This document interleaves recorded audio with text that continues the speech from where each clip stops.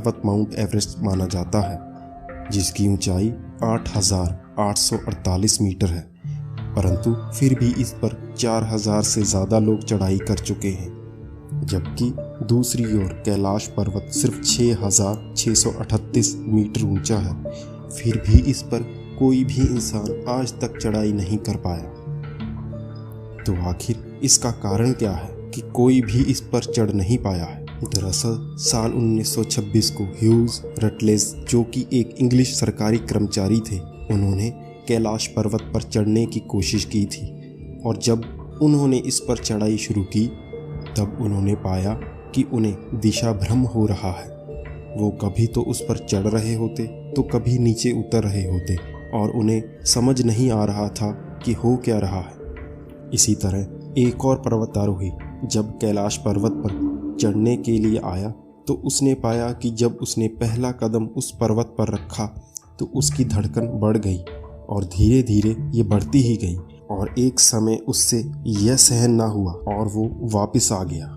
इस तरह एक और पर्वतारोही जिसने इस पर चढ़ने की कोशिश की और कुछ दिन इस पर बिताए भी, उसने अपनी किताब में लिखा कि उस पर्वत पर रहना असंभव था। वहाँ किसी अनजान वजह से दिशा भ्रम होता है और आपको दिशा का ज्ञान नहीं रहता। वहाँ पर कंपास भी धोखा देने लगता है और शरीर के बाल और नाखून भी ज़्यादा तेज़ी से बढ़ने लगते हैं। वह जगह बहुत ही अधिक रेडियो एक्टिव है। तब वो पर्वतारोही कैलाश पर्वत पर चढ़ने की जिद को छोड़कर वापस आ गया। आखिर क्या है इसका रहस्य जो इस पर्वत पर चढ़ा नहीं जा सकता? दरअसल वेदों में कहा गया है इस पर्वत पर भगवान शिव रहते हैं, और यह पर्वत पर भगवान शिव भौतिक दुनिया में आते हैं।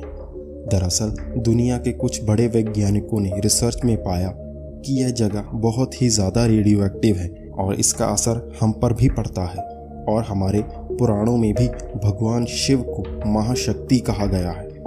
और हो सकता है इस पर्वत में भगवान शिव का दूसरे आयाम का कोई रास्ता हो, क्योंकि यहाँ पर माना जाता है आज भी भगवान शिव निवास करते हैं। इस सवाल का जवाब बस पर्वत में ही छुपा है, लेकिन जो अनुभव इस पर चढ़ने वाले पर्वतारोहियों ने बताए हैं उसे देखकर तो ऐसा ही लगता है शायद इसका जवाब हमें कभी न मिल पाए।